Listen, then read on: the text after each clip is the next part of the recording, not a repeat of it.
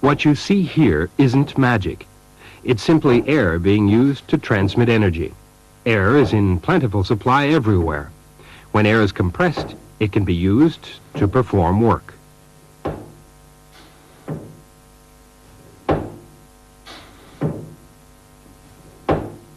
This is known as pneumatics.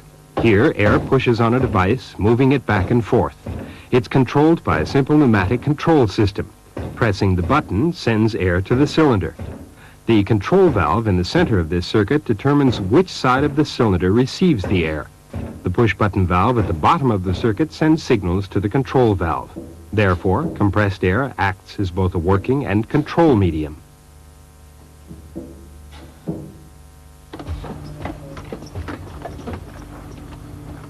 Pneumatics, or using compressed air to transmit energy and control functions in systems, has several advantages. Let's examine examples of each. Compressed air is fast. For example, short cycle times can be achieved in automated assembly applications. At the same time, it is overload safe. If the machine jams, pneumatic motors or circuit components will not burn out.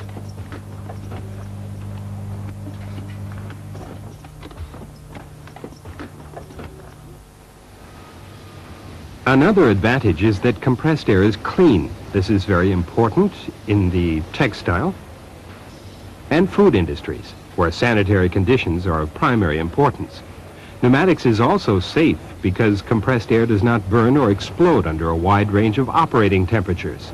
In addition, the exhaust air can be discharged directly into the atmosphere. Pneumatic systems are heavily utilized in cleanroom applications for the same reasons of cleanliness, low combustion, and fast operating speeds.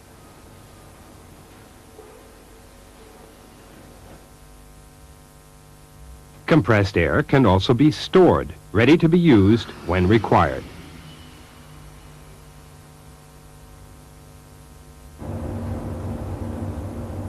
Another advantage is that compressed air does not break down when exposed to high temperatures, thereby allowing for safe, consistent operation under a wide range of temperatures. And finally, the individual pneumatic components are inexpensive when compared to other forms of energy transmission and control. Pneumatic control and actuation is an ideal energy for automation of industrial processes.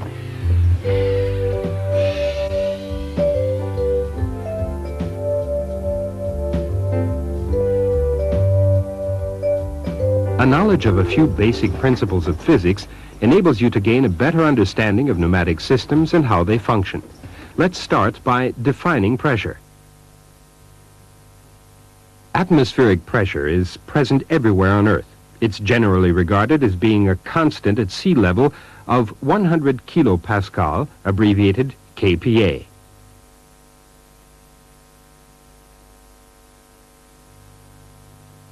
All pressure measurements taken using atmospheric pressure as the 0 point are designated gauge pressure, or P sub G.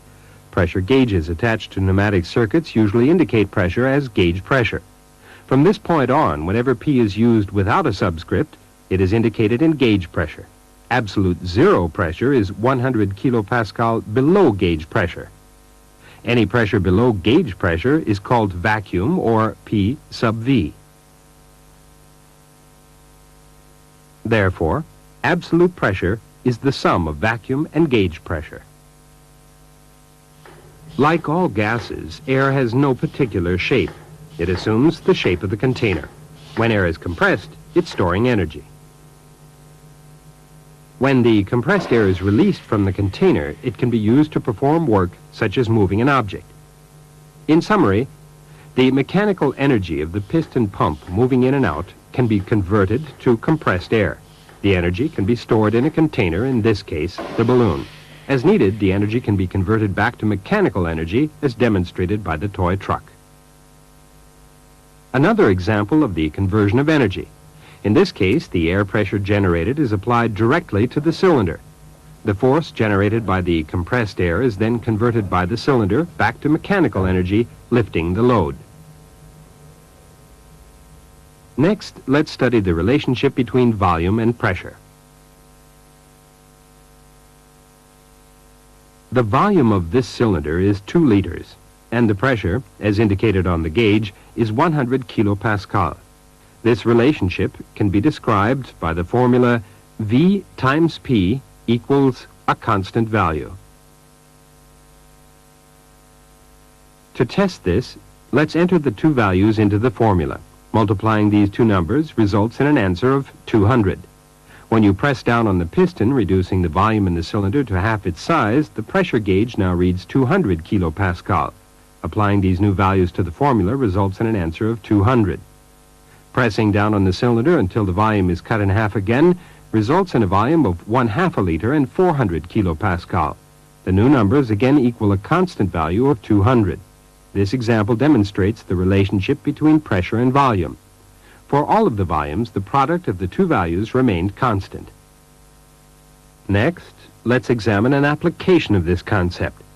If you have a compressor with an output of 7 to 1, you can use this formula to determine its output pressure. The known values are the starting volume V1 of 7 liters, the end volume V2 of 1 liter, and atmospheric pressure P1. To determine the output pressure P2, use the formula V1 times P1 equals V2 times P2. Enter the values and solve for P2. When you're finished, P2 should equal 700 kilopascal output pressure. When you subtract the starting pressure, the compressor increased the pressure by 600 kilopascal.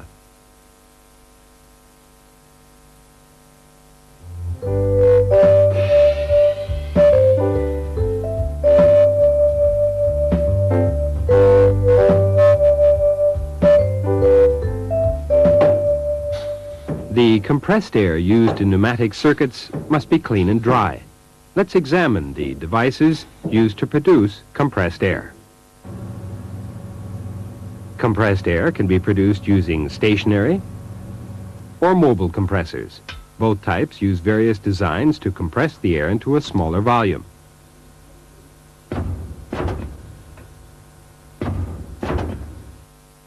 Two of the most common types are piston and screw compressors. The drawing on the left represents a reciprocating piston compressor. When the piston moves down, it draws air into the cylinder. It then moves up, compressing the air. Compressors that contain one cylinder are called single-stage compressors. Each stroke of the piston produces a burst of compressed air. The screw-type compressor consists of two threaded shafts that are intermeshed.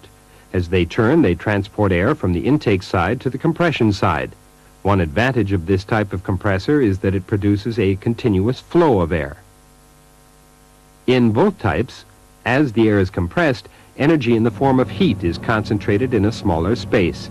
So, most compressors include a cooling unit to reduce the temperature of the compressed air.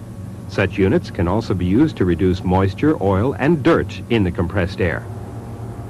The compressed and cooled air is then stored in a tank called a reservoir, which performs several functions. It acts as a buffer, smoothing pressure fluctuations as the air is used by the circuit. This also allows the compressor to run only when needed to pressurize the reservoir. The reservoir also supplies a steady flow of air to control circuits. This reduces fluctuations in pressure under varying rates of use. In addition, the reservoir helps to cool the compressed air. As the air cools, moisture separates from the air and collects in the bottom of the reservoir. This water must be drained from the reservoir on a regular basis.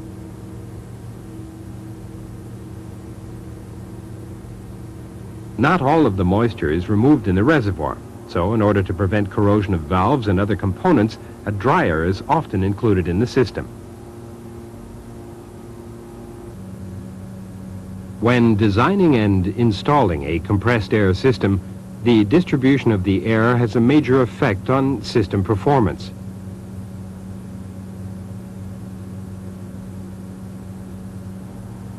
The size and layout of the pipes is critical for economical operation of the system. The design should also allow for future increases in demand because modifications can become very expensive. Connections to the main piping should be done from above to prevent water from flowing into the machinery. The system should also include fixtures that allow water to be drained off.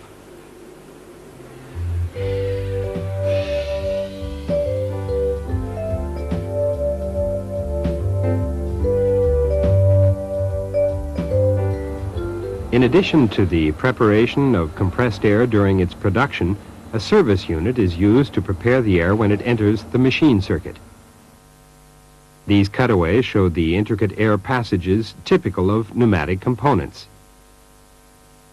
It's important to remove dirt and moisture that may have been picked up by the compressed air from the distribution system.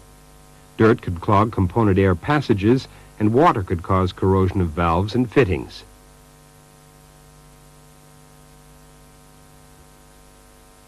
This is a cutaway of a typical service unit. It has 4 main features. Let's identify each one. It contains a filter element, condensate bowl with drain, pressure regulator, and lubricator. In addition to removing particles carried by the air, such as rust, the filter also removes moisture. The moisture is collected in a bowl attached to the regulator that should be emptied on a regular basis, then removed and cleaned. The filter element should also be replaced when it becomes coated with dirt, such as rust particles. Air pressure in the distribution system is normally higher than that in the machine circuits. The pressure regulator on the service unit controls the pressure entering the machine. Some pneumatic systems use components that require lubrication. The lubricator in the service unit, when filled with oil, adds an oil mist to the compressed air. But oil should not be used in applications requiring sanitary conditions.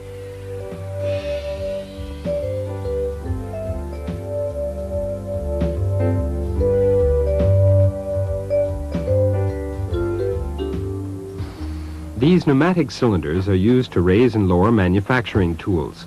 This is an example of how pneumatic actuators convert energy in the form of compressed air to mechanical energy. To understand how they function, let's study a number of types of linear actuators. This is a transparent model of a cylinder.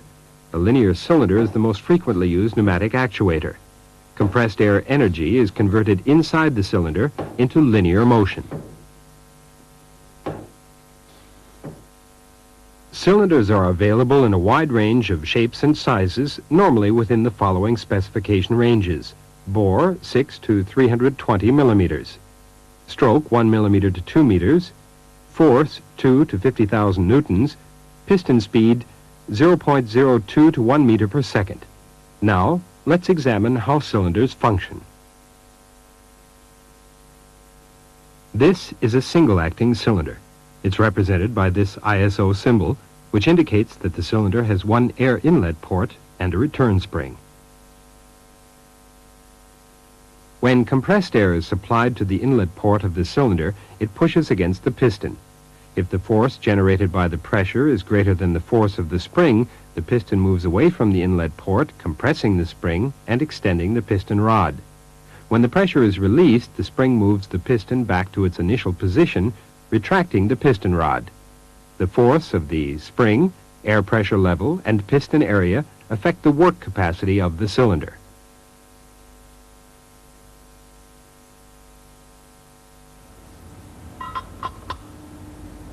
Single-acting cylinders perform work only in one direction, the extension of the cylinder.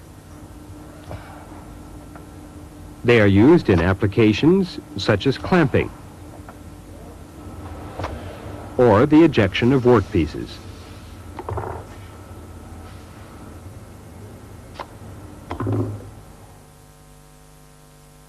In applications requiring work in both directions, the double-acting cylinder is used. This is a double-acting cylinder and its ISO symbol. Note that it has 2 inlet ports and does not contain a return spring. In the double-acting cylinder, the force exerted by the compressed air can be directed against either side of the piston. This allows work to be done on both the extend and return strokes. Note that the area occupied by the piston rod also reduces the force generated on the return stroke. Due to the area occupied by the piston rod, less air is needed for the return stroke.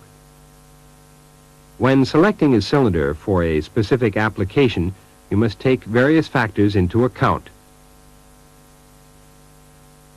stroke length,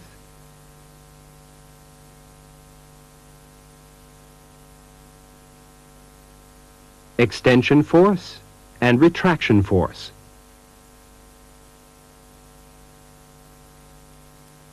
And finally, cycle speed. Next, let's examine the relationship between force and speed. In this example, with equal loads, both pistons extend at the same speed.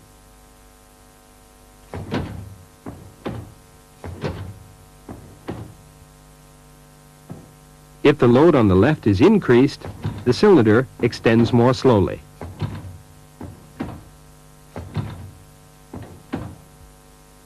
If yet more weight is added to the load, it slows even further. So, with equal pressure and cylinder size, increasing the load decreases the actuation speed.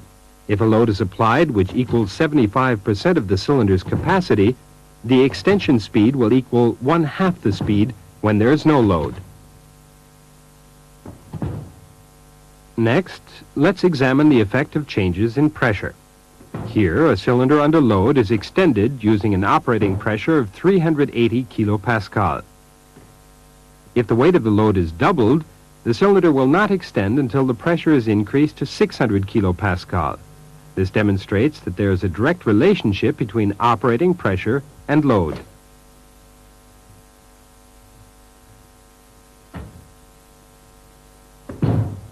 Next, let's study the effect of changes in cylinder bore size. The bore size is the inside diameter of the cylinder. These two cylinders have different bore sizes. Using the same pressure and load, the cylinder on the right cannot lift the load. However, the cylinder on the left with the larger bore size is able to lift the load. Let's measure the difference in force. The small cylinder shown here has a diameter of 16 millimeters. It exerts a force of 106 newtons when operated at 600 kilopascal.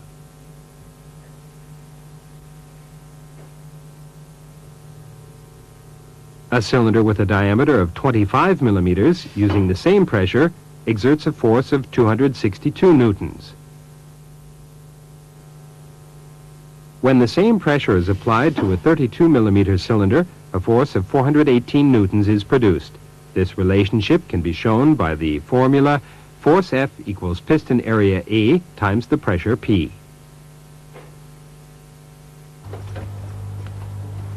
The diameter of the piston directly affects the force, speed, and air consumption of the cylinder. The most efficient design uses the smallest cylinder adequate for the application. In this machine, various size pistons are used based on the job to be done.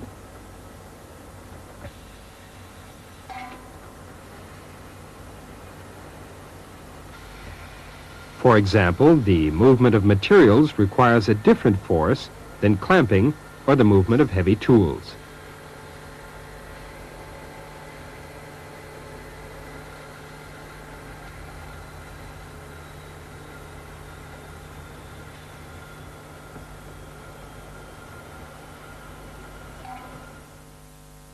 There are some applications where the full speed is not desirable at the end of the cylinder travel. These applications require a cylinder with adjustable end position cushioning.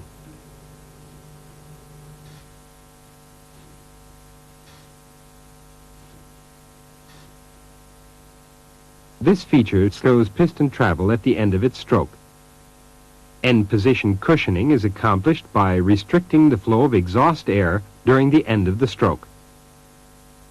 This results in the air being compressed in the cylinder and opposing the movement of the piston.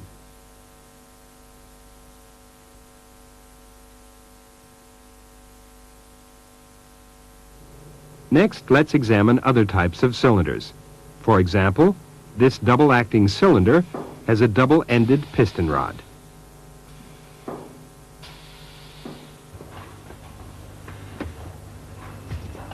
This design provides more precise linear movement due to the two bearing surfaces. When heavy tools are not mounted along the axis of the cylinder, their weight applies forces to the side of the cylinder that can be compensated for by double-ended piston rods.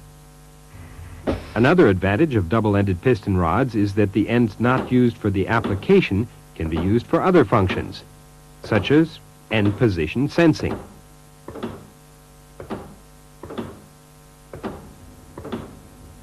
Another type of cylinder design has a hollow piston rod. This can be used to hold wires connected to a device at the end of the rod, such as an electromagnet.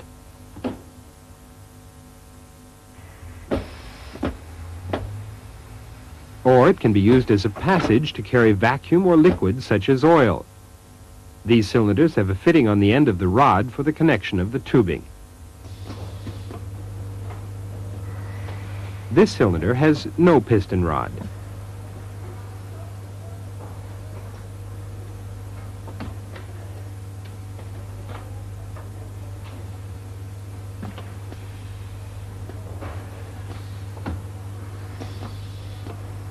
Built into the piston is a ring-shaped permanent magnet.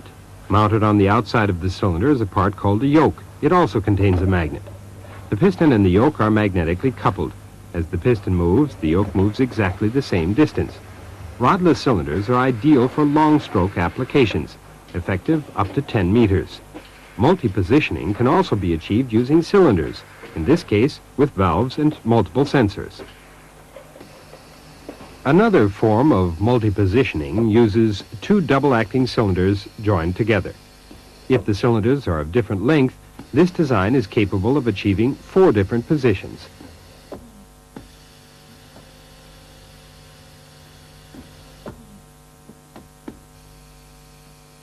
For example, the 4 positions are used in this machine to drill and countersink 2 holes.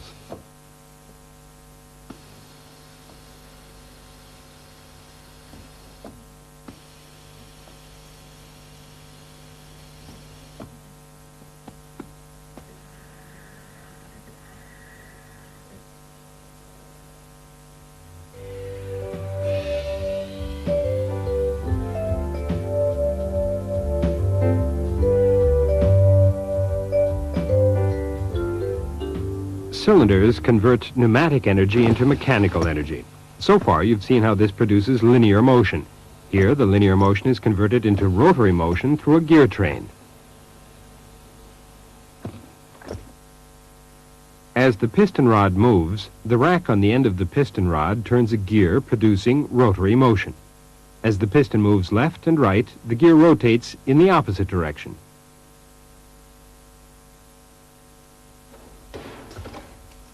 This machine uses a rotary cylinder to convert pneumatic energy into a powerful force for a stamping operation.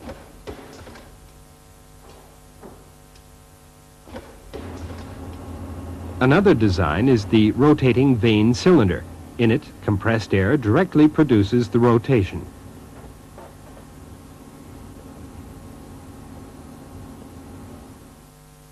It functions in the same way as a double-acting cylinder, in that it has fixed stops at both ends of the stroke and performs work in both directions.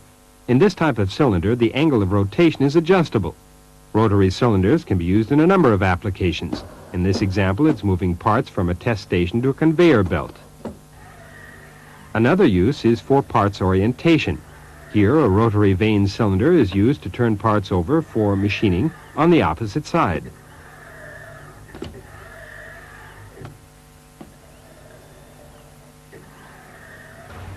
Rotary motion can also be accomplished through other designs.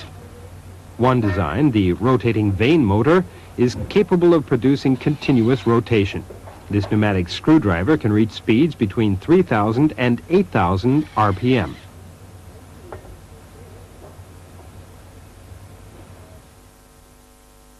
The vane motor works by means of a rotor located off-center in a cylindrical chamber. Movable vanes located in rotor slots are forced outward against the chamber walls, sealing the individual chambers. Air enters the smallest chamber, turning the rotor as it expands with the increase in chamber size. The air is then exhausted when the chamber reaches its maximum size. Rotating vane cylinders are available in right, left, or switchable rotating versions. At this workstation, 2 vane motors are used to drive pneumatic screwdrivers for the assembly of electric motors. One advantage of pneumatic motors is that they can be used for applications in which a maximum torque should not be exceeded.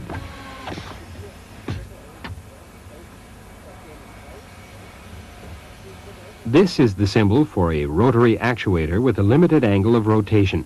A different symbol is used to represent rotary actuators with unlimited rotation called pneumatic motors. These are a good example of how symbols reflect component function rather than structure.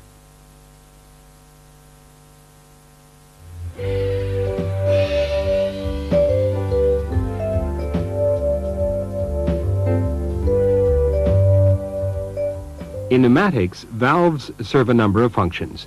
They can be used to open and close flow paths, regulate pressure, adjust flow volume, and direct flow through various paths.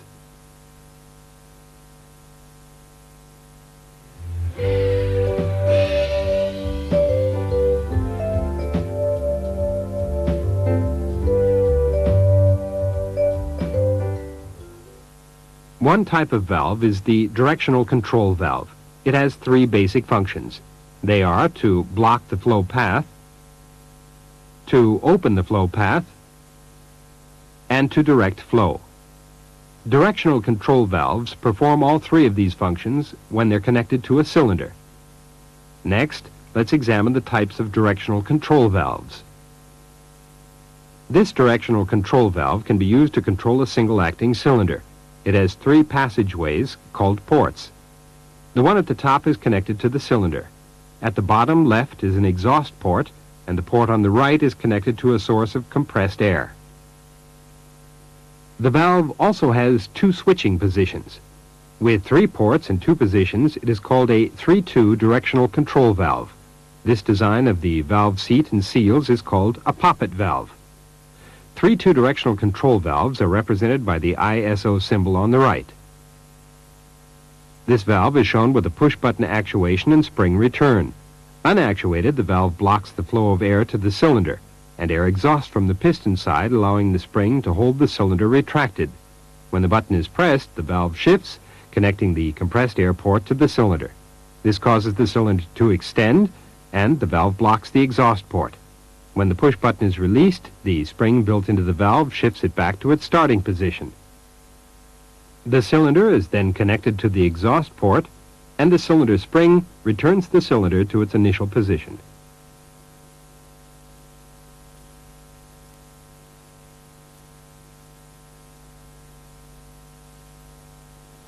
In this industrial application of a manually actuated 3-2 directional control valve, the single-acting cylinder ejects finished parts from a clamping device when the button is pushed. Next, let's examine the 5-2 directional control valve. Like the 3-2 valve, the 5-2 valve has 2 positions, actuated and unactuated. However, this valve has 5 ports. It's represented by this ISO symbol. The 5-2 valve is used to control double-acting cylinders. Both parts at the top of the valve are connected to the cylinder. The center port on the bottom of the valve is connected to air. The 2 outside ports are exhaust ports.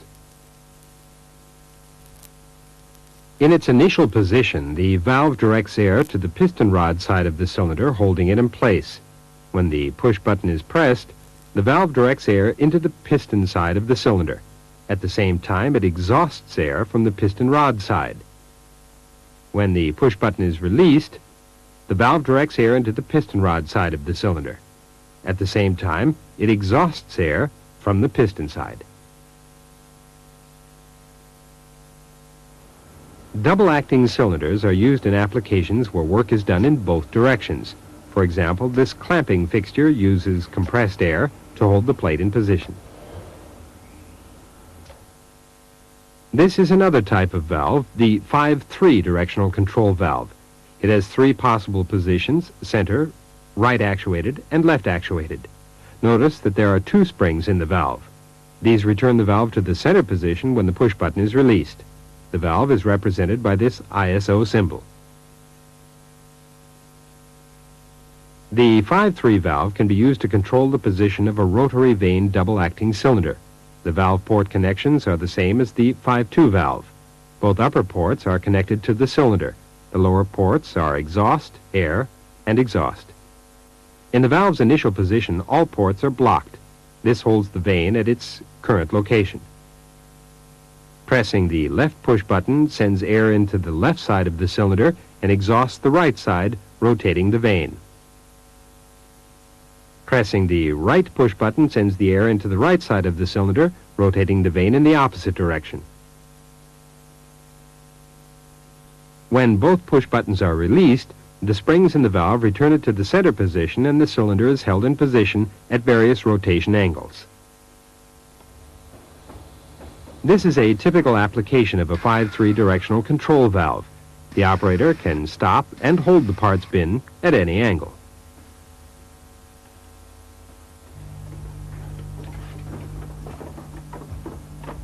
There are two ways valves can be controlled.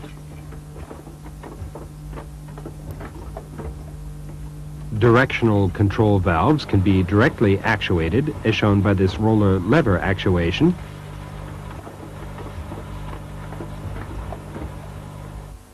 or indirectly controlled by another valve, such as this push-button 3-2 valve controlling a 5-2 valve.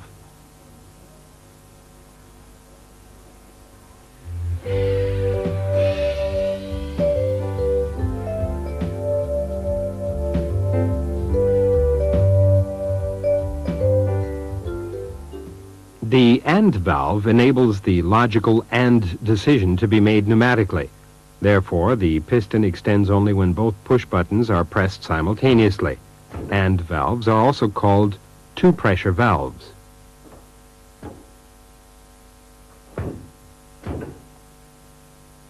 This shows how the two-pressure valve operates. When air enters the valve from one side, the output is blocked. If this signal is lost, and air enters the valve from the opposite side, the output is also blocked. Only when two signals enter the valve is an output signal produced.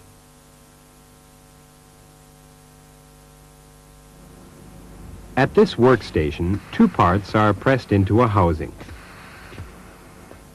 Two conditions must be met in order for the pressing operation to start. They are: a start signal must be present, and the machine must have completed the previous cycle.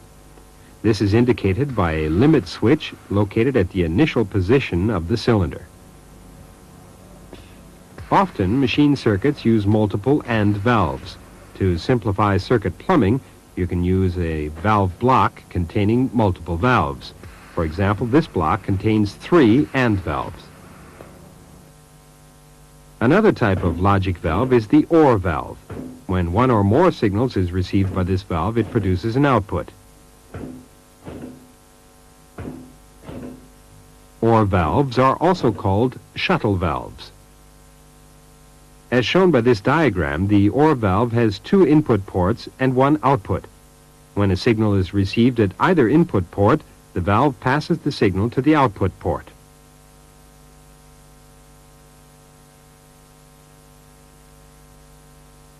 If 2 signals are received by the valve, the first signal produces an output and the second signal is ignored.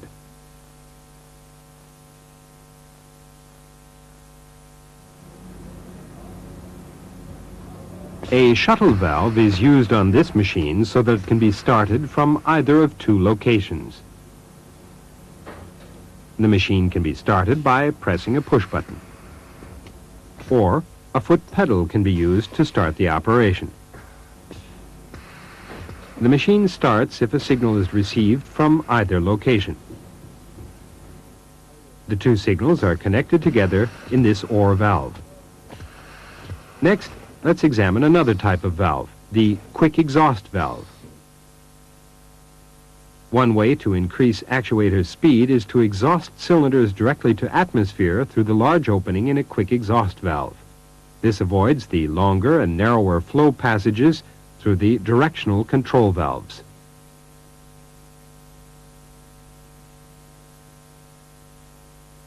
In this example, only the first cylinder has a quick exhaust valve.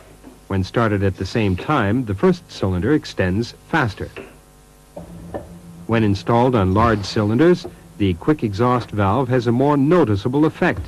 Using quick exhaust valves in control circuits results in higher machine cycle times and greater productivity. In applications that use large cylinders, the advantages of the quick exhaust valve are obvious.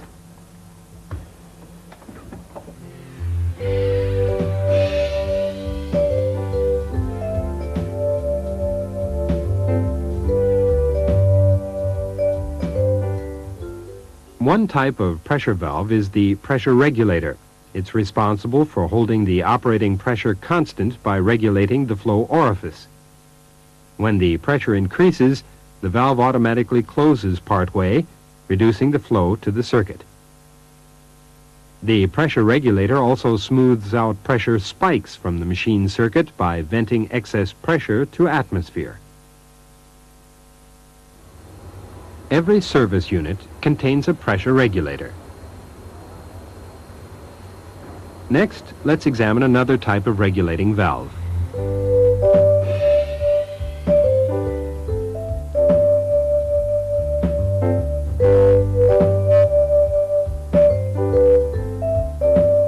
This is an adjustable flow control valve. Air passes through a restriction in the valve. When the size of the restriction in the valve is reduced by tightening the thumb screw, less air passes through the valve.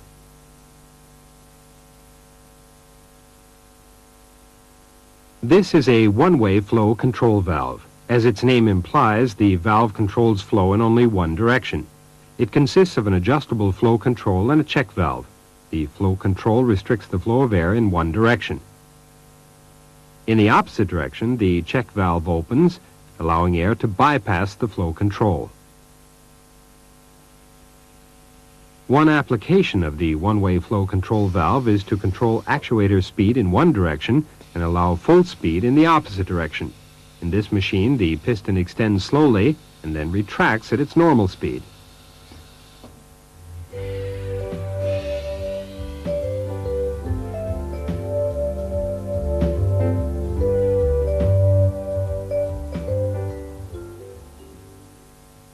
One type of combination valve is a sequence valve. This valve switches when a predetermined pressure is reached.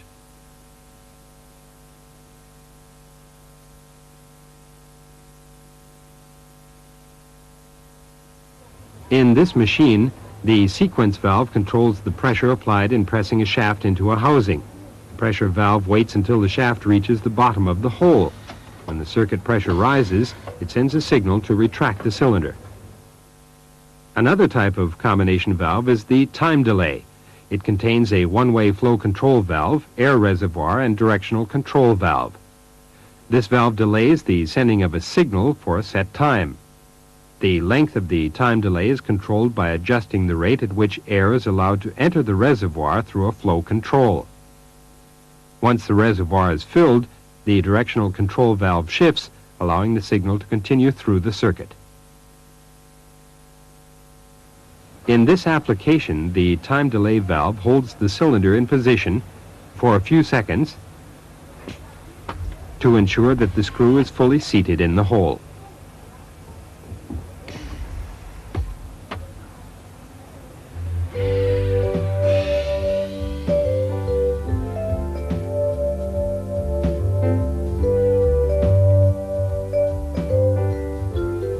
Earlier in this video, you learned about two types of valve actuation, direct and indirect.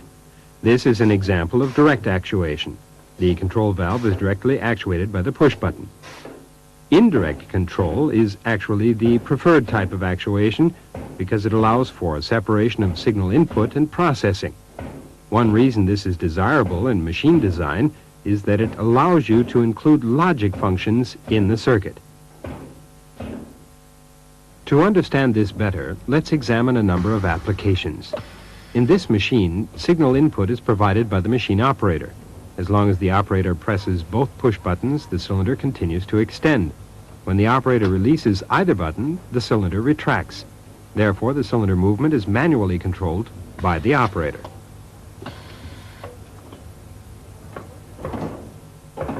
This circuit contains an example of automatic signal input.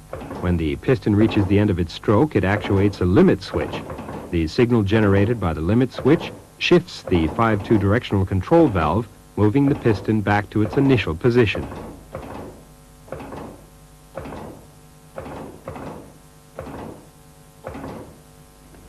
In most applications, the roller lever actuated valve is a sensor. It generates a signal based on the position of moving parts in the machine.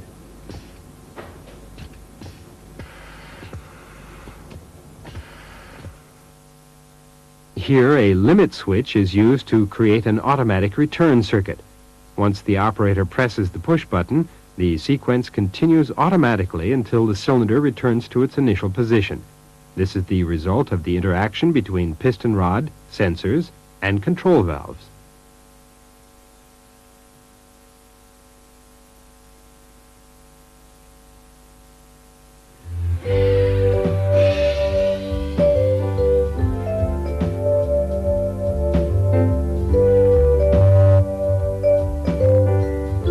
Now that you are familiar with the individual components used in pneumatic circuits, let's examine how they form pneumatic control systems.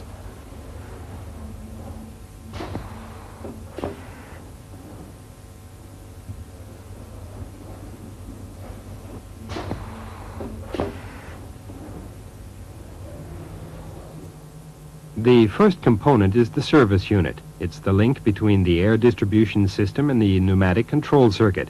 Remember, it controls the pressure supplied to the circuit, cleans the air, and can add oil to lubricate the circuit components.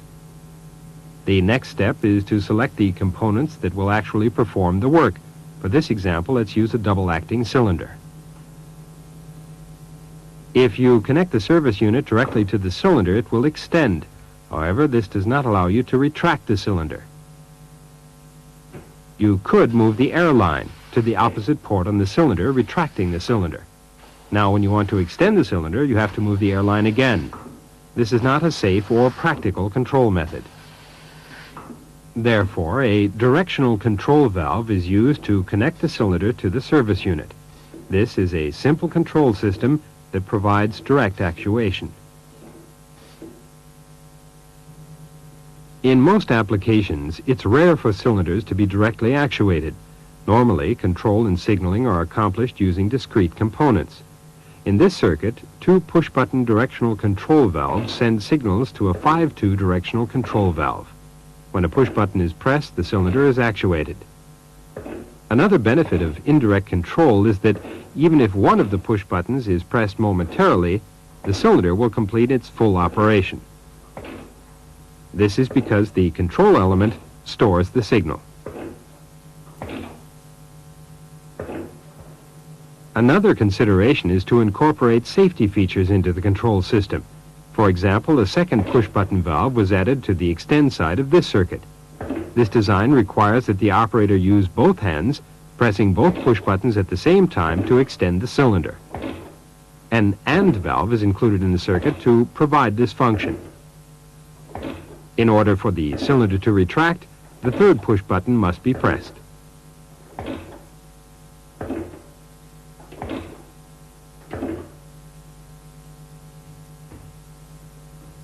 The structure of the pneumatic control system can be described in terms of the functions of the circuit components. The first level is the source of energy and its preparation. The second level contains components that initiate control signals. Logic functions that process these signals are located in the third level. These determine conditions that must be met before actuators are moved. The fourth level contains control elements that send air to the actuators. The fifth level contains the actuators, but not all control circuits contain separate components for each level. In simple circuits, one component may provide the functions of multiple levels. This push-button actuated directional control valve provides the functions of signaling, logic, and direct control. Next, let's look at the 5 levels using ISO symbols to represent the components. At the first level, we have the energy supply and the double-acting cylinder in the level of actuators.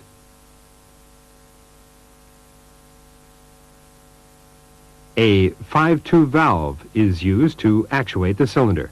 In this constellation, the manually operated valve acts as an input element, processing element, and final control element. We then used, in our example, two push buttons as signal elements to actuate the directional control valve. The 5-2 valve acts as processing element and final control element in this case. To enable the AND function to the circuit, a two-pressure valve is used as processing element. Let's look again at the 5 principal levels of a pneumatic circuit. Energy supply, signal elements, processing elements, control elements, actuators.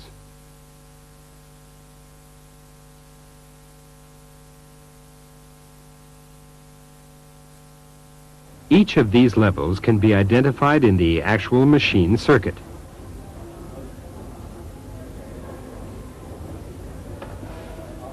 The service unit is the source of energy and its preparation.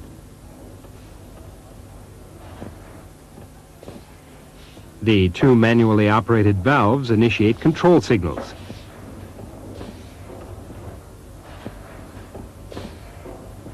This AND valve provides a logic function.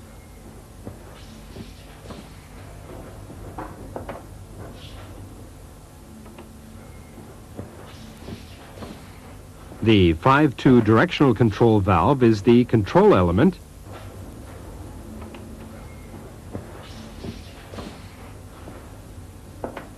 and the double-acting cylinder is the actuator.